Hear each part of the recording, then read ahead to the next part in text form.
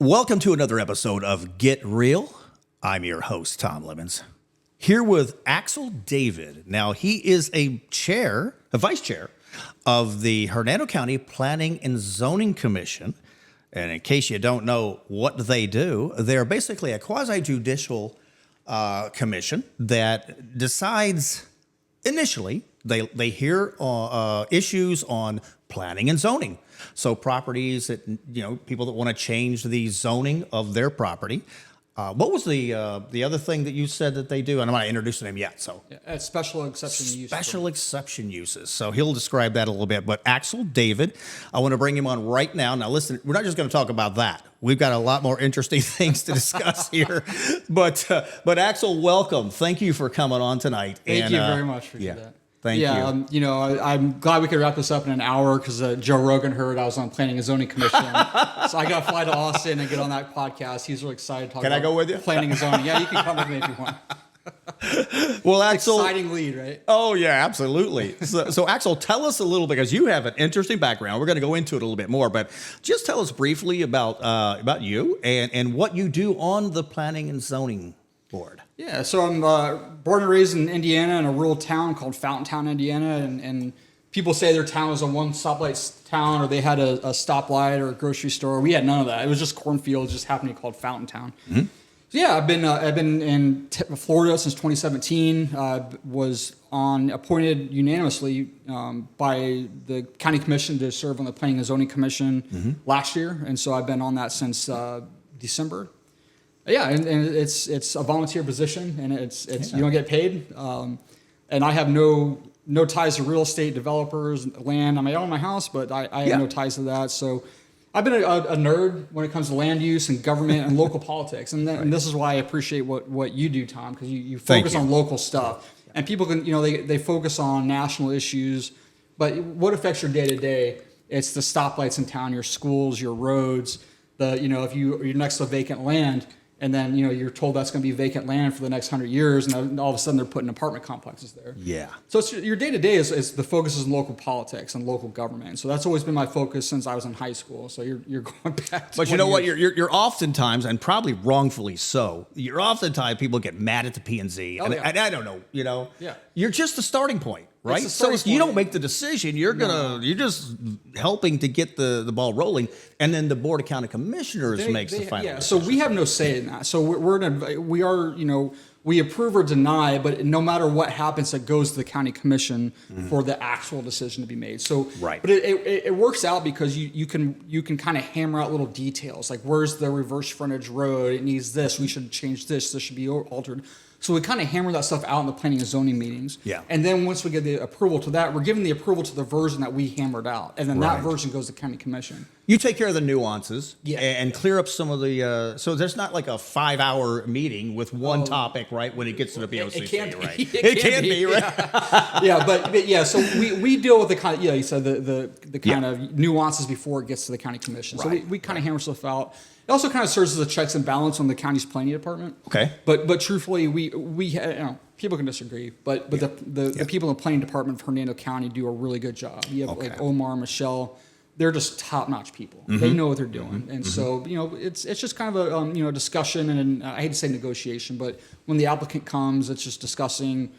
You have a project before you, and most of the time it's just pretty routine, typical stuff that you're talking about. But I'd say once a meeting we have something contentious, and it's just working things out. And the other thing too is often is you look at let's say there's just vacant land. It's been vacant land forever, and it comes to P&Z and they're wanting to build 400 houses on that. Right.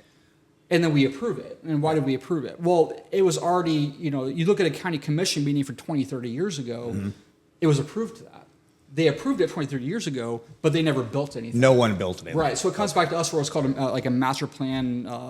There's all these different things they could do. But it's if you buy property and you're sold, you have the rights to build 400 houses on this 40 acres. Right. You're entitled to that. And we're both conservative, so it's a land use issue at that point. I cannot say no, you can't do that. Right. Or I recommend county commission doesn't do that. They were entitled. They bought that land with the assumption that they could build 400 houses. Well, I've even heard, like, when I've had discussions with Steve Champion, he tries to explain this to the community. It's like, don't get mad at us or you. Yeah. This is already rights that are available to the to the property owners, and he doesn't, and you can't stop development, right? Yeah. So I mean, you can limit it. No. I mean, you're on the right track there. You look at we'll have something come before planning and zoning, and it'll reference something from 1994.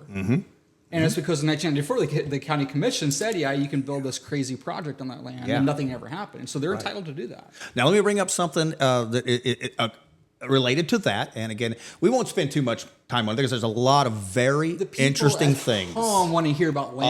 They want to hear planning. They want to hear a 5-hour discussion. They do. They do. Especially some of those people that all their life revolves around politics, right? And so well, like me, me too. And you too, right? Too. But one of the biggest hot topics lately, and maybe you could just give a little insight into it, and again, going back to you don't make the final decision, but like the Sandhill issue has been a hot topic. Yeah. What can you say about that? So essentially what's going to happen, I believe, tomorrow morning is it's on the agenda for tomorrow morning. I guess it'll be July 14th if you won't have it out by then. But what we'll be hearing is something where Withlacoochee River Electric Cooperative is going to take a big chunk of the Sand Hill property in Spring Hill and build basically electrical infrastructure there. So, and they're doing it under the public service facility overlay, which basically if you're saying I want to build a public service facility, you're exempt from all zoning. So that's typically like water towers, water treatment plants, cell phone towers is a really big one they use for that. Right. And they're saying this is a public service facility. But then you read into it, and it includes offices, it includes warehouses, it includes a parking lot. And so it's on us to determine, is this a public service facility? And it's on us to kind of hammer that out. Right. And I think you're going to get to this, but we are quasi-judicial. Right. So my opinion doesn't matter. Okay. It's just like a judge where you look at the evidence presented to you, and you look at the opposition, if there is, and then the applicant, and you got to make a decision based on what you hear. And we've had times when it would be, I'd look at something on the agenda from 4 months ago, and I'm like, oh my gosh, there's going to be 100 people there voicing their opposition, and nobody shows up. And if nobody shows up to oppose it, and you just have the applicant say, well, this is what we want to do, we got to go by what we have. Right. And so any opposition you hear on Facebook doesn't matter, which is why it's important if something's affecting you. And I'm saying you then need to show go up. You need to show up. You can't, I just say, if it doesn't affect you, you don't need to go to every county commission or every P&Z meeting. Right. But if it affects you, got to show up. You can't just go on Facebook and say, I don't like this. This is why it's not compatible with surrounding land use. Or go do a protest, and then still not show up, right? You need to be at the appropriate venue. Yeah. To try to voice your opinion, And this isn't, I think people view this as like, oh, I want an audience there, I want people there. It's like, you got to present your case to the planning and zoning, and equally, if not more importantly, present your case to the county commission when that final decision is made. Now, I've heard it compared to, the PNC is the battle, but the BOCC is the war. Oh, so you can lose the battle, win the war, but it's important to win the battle, and then you can win the war at the BOCC. So it's complicated, and a lot of when you go to those P&Z meetings, if anyone out there's been to one, it can get really complicated, right? Because there's just so many things when it comes to Euclidean zoning and existing land rights and entitlements and the future land use maps and the comp plans, and just trying to get all together and just doing the right thing with it. I want to take a minute to say thank you to one of our great sponsors, Tri-Peak Roofing, your Hernando County roofer. Before we move on to the next topic, can you give us a little explanation of what, because you talked about, again, I can't remember what you said, but it was talk about land use matters, right? Like how if somebody wants to have a tiger on their land, right? Yeah. They already have, it's not about the zoning, it's about getting the right to put something weird on there. Or whatever, right? So sometimes they'll have, it'll be zoned residential. And they want to have a giraffe on their property. And it sounds crazy. We've seen plenty of crazy stuff. Sure, it happens. Yeah. And so what you can do is go a special exception use permit, and it's essentially saying, hey, this is residential, but we're going to allow you to have a giraffe on your property. Okay. And so again, it's incumbent upon the surrounding neighbors within 1,000 feet to show up and say, hey, here's why a giraffe on my neighbor's property is going to be a problem. Okay. Or they can show up and say, hey, I like the idea. I have a 2-year-old. He wants to see a giraffe. Love to see the giraffe. Yeah. And so it's incumbent upon the community to show up and speak about that. And so that's the point, right? Yeah. So, the BOCC is one thing. They make the final decision. But if you're not familiar with P&Z, and you want to get a head start on things you are passionate about, you better start showing up to the meetings, Yeah, right? absolutely. Okay. So moving on, and I think this is pretty informative for our audience that didn't understand it. Axel is actually, now, we have a lot in common when it comes to, you've written some stories. You're actually kind of a journalist. You know, you've done some journalism in your life, right? Yeah. So we have a lot in common there. But now I'm going to touch on a subject now.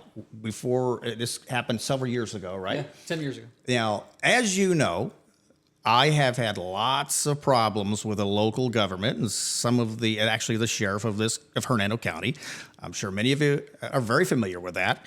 And it ended up being like a lawsuit, several false arrests, things like that, you call that like a witch hunt or weaponizing the judicial system to take down someone who has exposed some iniquities with a local government.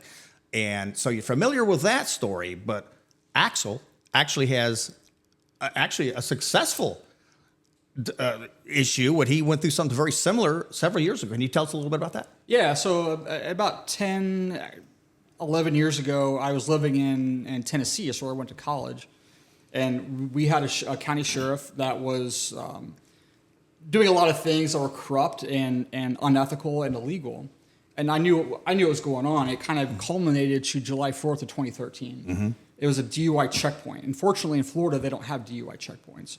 But in Tennessee, they have quite a few checkpoints, whether it be a driver's license checkpoint or DUI or whatever. And so I had a friend of mine that went through one July 4th, 2013, on Independence Day of all places. Mm-hmm. Mm-hmm. And the deputies and everyone at the checkpoint were very abusive, verbally, and it kind of went sideways. And so that video that my friend and I had planned out went viral. And I was, 2 days later, I'm on, Japanese news programs on CBS, Fox News, and Reason Magazine, and all these organizations want to interview us for that exposing that. All we did was we just had a camera. We didn't do anything. We just had a camera went through it. And so that kind of started the pressure on that sheriff. His name was Robert Arnold. And Rutherford County, Tennessee, Rutherford County, Tennessee. Yep. Murfreesboro is the town there. Mm-hmm. But and so over time, because of that video, I had sheriff's deputies, I had detectives would call me and say, "Hey, Axel, I got to tell you something that's going on here, but I can't. I'll get fired if I expose it myself." Right. And I'm literally going to back alleys, giving DVDs, all those documents. It's like, "Hey, this the sheriff's cousin tortured an inmate in the jail. Oh my! Here's where you go and request a video." So I would go, do an open records request for the holding cell. And what happened was, his name's James Vanderveer. He would spray mace. He had a spit mask and a 5-point restraint. So his arms, legs, and had a restraint across him. Basically, he was saying something he didn't like, and the jail deputy sprayed mace in his spit mask, and he's convulsing for an hour or 2 hours. Mm-hmm. And it was torture. I mean, I don't know what the guy did. I think it's Demario Harris was the inmate's name. But they're human rights. They're civil rights. Absolutely. Yeah. And so the inmate sued and won a bunch of money, of course. And then that turned the sheriff's attention to me. Mm-hmm. And the more these videos and news stories were getting out, the more it was other deputies were coming up to me saying, "Hey, you should look at this. You should look at that." Mm-hmm. They started to speak out. Yeah, started to speak out, and I was kind of unwittingly. I was just a college student, Tom, and so it got to a feverish pitch, and the sheriff was running for re-election. Okay, and it got to the point where the sheriff was stalking me, and he would literally come. He would come to my house, pound on the doors and windows at 2 a.m., saying, "Come out, I got to talk to you. Come on out, I got to talk to you." Wow. Yeah, and so I had to park my car almost a mile away. That he didn't think I was home. Oh. And then it reached to a point where he would assign, there was a guy who worked in internal affairs for Rutherford County Sheriff's Office that was assigned to follow me full time. He would, in his black Tahoe, he would go to my work, he'd go to my school, he'd go to my house, and he would just wave at me and say, "Hey, I'm following you full time." So were they trying to hem you up on some charges? You think that's what their intentions were? It was an intimidation tactic, no doubt. Although certainly if I crossed the center line or went 5 miles over the speed limit, they would have pulled me over. But it was strictly an intimidation thing, and they knew what they were doing. And You know, as a college, again, I was not, at the time I was not in politics. I was just a college student studying aviation. Right. And so it was just, I was just thrust in this position. But I'm like, the more that he tried to intimidate me, knowing there's wrongdoing going on, especially I had all these people come to me saying, hey, here's what he's doing wrong. Here's what he's doing wrong. You should expose this. You should expose this. I mean, I could fill a library of all the stuff he was doing. But it was an intimidation thing. It just gave me a resolve to continue doing what I was doing. They thought, young guy, college guy, Yeah. he'll get scared. He'll get scared. He'll leave it alone. Maybe even move out of town. Yeah, Who knows, he's just a college student. He'll be gone in a couple of years. Right. Yeah, it didn't work on me. So, well, I'll tell you what, that's harrowing. But in the end, that sheriff was charged. He was arrested, and he's convicted of several felonies. He's convicted. Federal charges, right? So he tried to take charges against me. At the time, I was an intern in Washington, D.C. He had sent a SWAT team to my office in the D.C. area.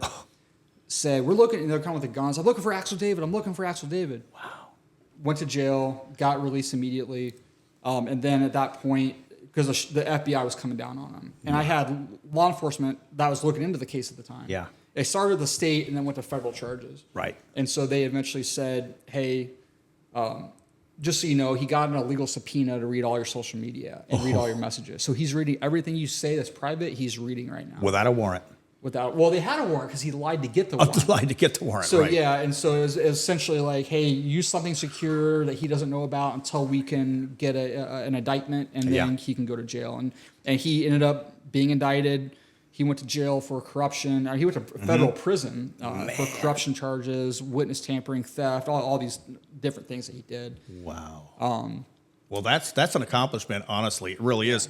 And then again, you say you're a conservative. You're involved in politics. You love politics, and that's kind of a segue into where you are now. Like you are involved in politics now, right? I mean, what are your what is it you said? You got into politics right there after college, right? Yeah. Okay. So when I was an intern, all that was going on with me. I was an In intern DC. in a conservative nonprofit in Washington D.C. area. Okay. That's what kind of got me into it. But what really started me in politics was I was really involved in like motorist rights issues. So like the checkpoint issue, and then it came to red light cameras and speed cameras and stuff. And I was sitting in a Murfreesboro City Council meeting.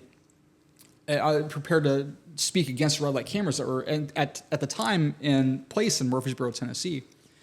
And I saw the police chief. You know, he's wearing his badge and his gun, and he's going there saying this, and this. I said, this guy's lying through his teeth. He's lying. He knows the truth. Yeah. So he would say, well, after we installed these red light cameras, whenever we did it, crashes at intersections with red light cameras have gone down 80%.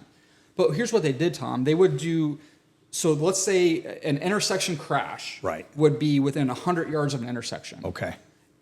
So let's say they installed the red light cameras in 2012.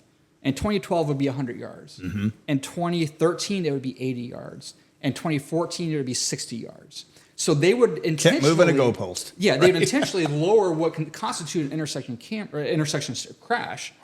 So it would appear that crashes at the intersection have gone down. In reality, they've gone way up. Because when you have red light cameras, what happens is you panic brake. And so, and also to the point of red light cameras is 99% of them are very brief. In other words, the light just turned red. Right. So people are stopping it. As soon as it turns yellow, they're like, slam on the brakes. Yeah. Right. Yeah. That's a panic brake. But most of the violations issued by the red light cameras are split-second violations. Okay. When you have what's called an all-phaser. So all directions are red. Yeah. It just barely turned red. He's gun it real quick. I'm not saying it's right or wrong, but there's no safety there.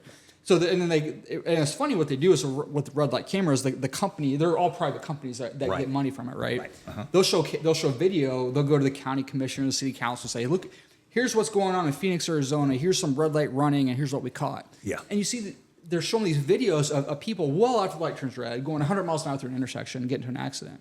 It's like, well, first of all, why didn't the red light camera stop that? Right. You're showing examples of your stuff doesn't work. But that's your selling point, is that we have these red light cameras that are not working to stop accidents. Right. It's all a big scam, and I'm glad we don't. So you have did a lot of advocacy for that. You were a big opponent of those. Yeah, big. And what state was that again? Indiana, or was that in Tennessee? This is in Tennessee. Okay. Yep. Okay. So you know what? That's a great thing to be an opponent of. Yeah. Because as you know, right here not where we're at right now, but in Hernando County, they have the flock cameras, right? And that has become a huge controversy. As a matter of fact, And I'm going to let you tell us a lot about what you think about those things. But right now, there's several states, including Virginia. The governor of Virginia has just submitted legislation to limit the use of the flock cameras, right? Because if you don't have limits, right, you can do whatever you want to with the camera because they can do a lot. Yeah. Now, what this legislation does and what other states have been trying to do too is say, hey, you can only do this, you can only do this and this, you can't use it for other things. Right. Because right now you can turn that data over to federal agencies and anybody can use it to prosecute you, and it's just a mess. And I think it's a violation of our constitutional rights. That's my personal opinion. Yeah. What's your opinion of the flock cameras? No, I agree with you. It's you know, I think the benefits. I think it was Benjamin Franklin said, that do you want to give up security for liberty? And so right. I'm paraphrasing, but right. It is, and it's tracking your movements. And I always give people this example. And so let's say you get pulled over and you refuse to be searched. Yeah. You refuse your car to get searched. Yes. Does that mean you're guilty? No, it doesn't. No. I give the example when, I'd say 15 years ago, I had broken my wrist and I had a painkiller in my pocket. Mm-hmm. I was going out for a hike. I don't like taking painkillers. I was going out for a hike because, just in case this really gets bad, I'm going to just have it in my pocket. And it fell out of my pocket. You don't want to carry a bottle around with you, right? Yeah, exactly. And it fell under my seat and I forgot about it. Oh. Had I got pulled over and consented to a search, because I'm innocent, would have been a felony. They would have found a painkiller under my seat and I would have gotten serious drug charges. Yes. That's just an anecdote, but it's important that you had to be mindful of your rights. It's not just because you're guilty. I'll give you an example with the flock cameras, for instance. So I live in Hellendale, and I think most people out there know. And anytime the flock cameras are brought up, Steve Champion brings it up. It's Hellendale's every exit entrance is monitored by flock camera. Yeah. So every time I enter and every time you leave, it's tracked by the sheriff's office. Every time I leave my house, every time I go back to my house, it's tracked by the sheriff's office, which is a frightening thing, right? Especially if you're a target. A what? Especially if you're a target. Yeah, exactly. And so. I could have a friend that just, we go out, we lunch in my backyard, and it's like next thing you know, the sheriff's office, they have their data. Again, I'm not bad mouthing anybody, but I'm just telling you this is the reality of it. They look at these data points and they have intelligence units where they'll say, oh man, this guy lives in Spring Hill and he's going back and forth to Hellendale. We know Hellendale's a bad area. Right. So we got to start looking at this guy. And then next thing you know, they have they're going to start following him and try to pull him over and say, why are you going back to Hellendale all the time? You don't live there. Right. And again, it's hypothetical. Then they get harassed. They get harassed, and that's the issue with it. And there's court cases out there. I think in Virginia is one of them where it's an unconstitutional. You are being tracked, and that's just the reality of it. Now, again, I understand the sheriff's argument. I really do that there is some value to it, but is it worth it? I see the value in stolen vehicles. If it's a murder, I see the value. Kidnapping suspect, a child abduction. Correct. Absolutely. Yeah. Use it for that. Yeah. Right. But it can be used for so much more. I don't have proof it's being used for so much more, but it has the potential to be used for so much more. And I think in Hernando that the flock system has the ability. If you go to flock and let's say you're a police chief in wherever, in Newport Richey, for instance, or Inverness, and you say you want a flock system. Well, they will say, hey, we can give you a portal that the public can access. So every time that a police officer accesses flock, they have to justify why they're accessing the system. And Hernando County chooses not to do that. That's right. They have the ability to click that box and to have it as a public transparency portal, but they choose not to. And no record keeping and no transparency. We have no idea. So you don't know what it's being used We have no idea what they're using it for. And again, I understand the arguments on both sides. Yeah. But when they intentionally do not do that transparency portal, I believe it's literally called a transparency portal. Yes. We have no idea how often it's being used. We have no idea how, and there's you've seen, I'm sure, where they have cases of police officers tracking their ex-girlfriends. Right. And who, it's so again, I'm not saying it's happening in Hernando County, but it's a valid concern. So the public deserves to know. And it doesn't say names. It's just metadata. Yeah. Officer badge number 123 access flock for the purposes of auto theft investigation. Yeah. Okay. And from what I understand, even once let's say they arrest a suspect using the cameras during, let's say it goes to trial, they don't have to say in trial where they got the information. Right. Yeah. Of course, the judge can know.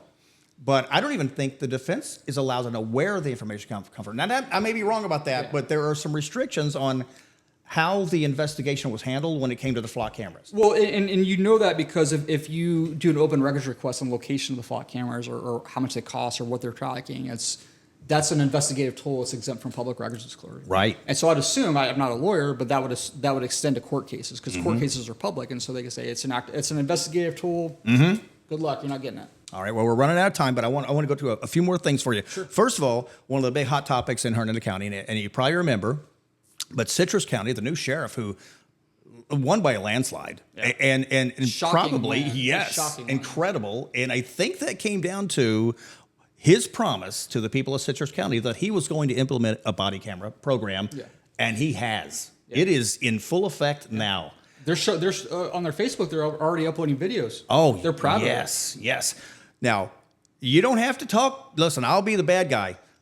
What is your opinion about all the agencies surrounding Hernando County working towards, many of them already have them, body cam programs, but for some reason, the sheriff of Hernando County just does not want anything to do with them. Yeah, so I'll just be honest with you on that topic. So when you hear Sheriff Nienhuis speak on that, he gives you two reasons. The first reason is, well, if I'm going to spend $300,000 as an example, I'd rather just hire 2 deputies to back up for a safety issue. And so in my mind, I go, okay, that kind of makes sense. But then he goes to a second issue, and I'm like, back up.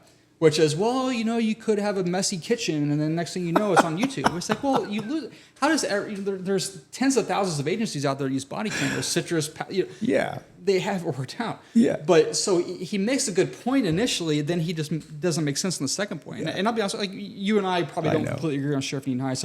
I have no issue. And I'm not going to put you on the spot to say anything negative about it, but I'll do that. Don't worry about that. You don't talk about it enough on this podcast. Oh yeah. But I'll give you another. I'm full of anecdotes today, apparently. But I'll give you an anecdote. I know a guy that wanted to apply to. He was a seasoned law enforcement officer, city of Tampa, and a couple other agencies. Great cop. And he did not want to apply to Hernando County Sheriff's Office because they don't have body cameras. Wow. It's to the point now. I think initially a lot of I don't speak for police officers, but a lot of law enforcement officers were a little bit hesitant to it. But now you have police officers, law enforcement officers that could potentially want to transfer to Hernando County, where they don't need training.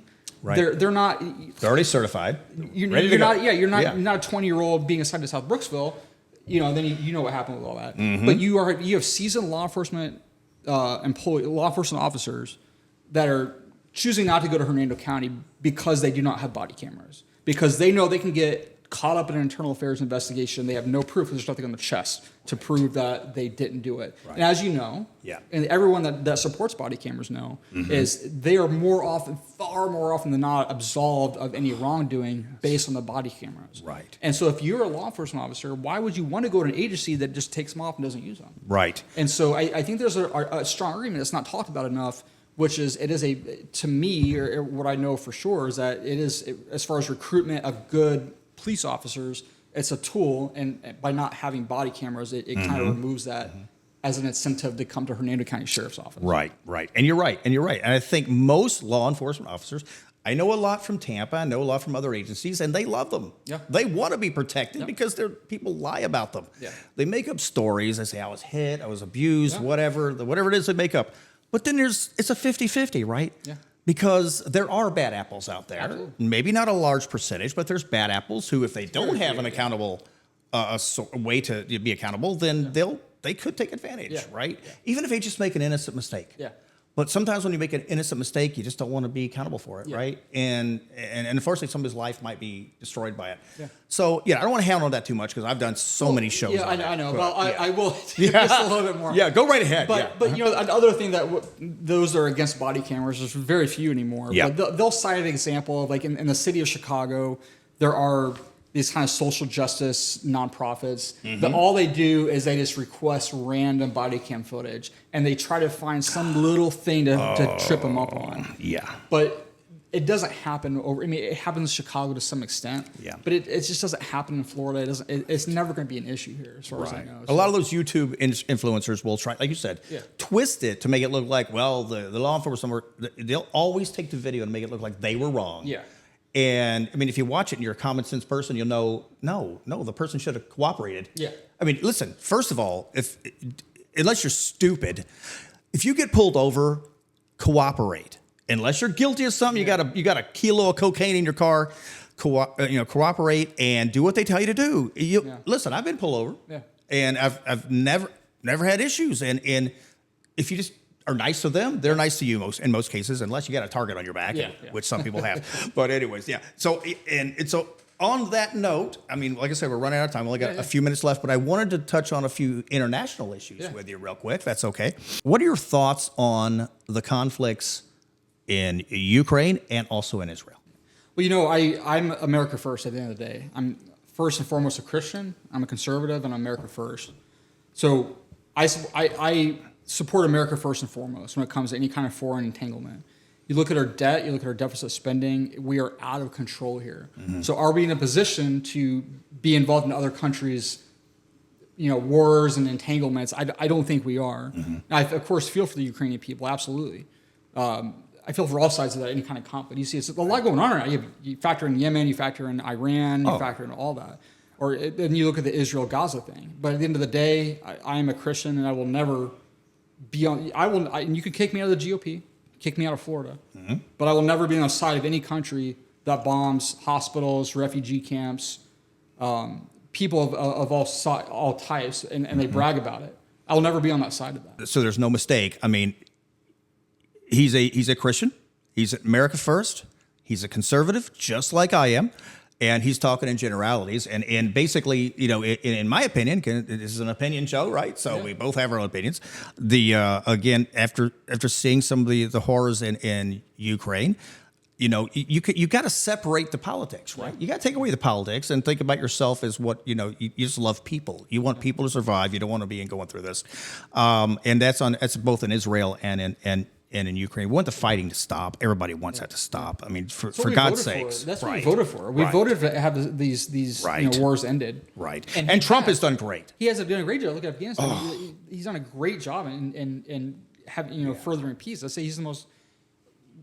His first term was one of the most peaceful presidents of my lifetime. Right. And I think we'll get there right now. I think we're in a bit of a stumble right now, in my opinion. But I think we'll get there going back to peace. I believe in my heart of heart that Trump wants peace in the world. Well, look at him. He's already been nominated by Netanyahu for numerous Nobel Peace Prizes. I mean, look at Rwanda and Congo and Pakistan and India. The Abraham Accords, everything he's done with Israel and the Middle East. I mean, this man, whether you hate him or love him, he really wants peace in the world, and he wants America first, obviously. But he does what's right. He cares about people, and it doesn't matter. So he's not one of these regular politicians that you're used to in getting in office. But just real quick to add to that. Add to that. You look at it was a very brief skirmish. I believe it was India and Pakistan had a skirmish where they were going to war with each other, and he very quickly got and very quickly intervened and ended it. There's a deal, and they got a deal. They got a deal. And it was I believe he was nominated for something for that one too. But I believe in my heart of heart that he wants to do the right thing. He wants peace. But at the end of the day, the killing and the humanity and the starvation, all that. I think he's focused on that, and I hope he gets to that. I hope so too. I mean, I'll tell you, in general, I think Trump's a great president. Absolutely. And I think he's the best for this nation right now. Absolutely. And God bless him. But listen, Axel, I thank you so much for joining me today. And you're always invited back, and I hope you do come back, because we really have a lot more to talk about. But we try to keep these at a decent time so that people don't sit here and get bored watching politics for an hour, right? So, but Axel, thank you so much, and have a great night, my friend. Thanks. I'm on my way to Joe Rogan. Talk about planning and zoning. That's awesome. Fantastic, brother. Well, that's all we got for tonight. And here on Get Real, we'll see you next week.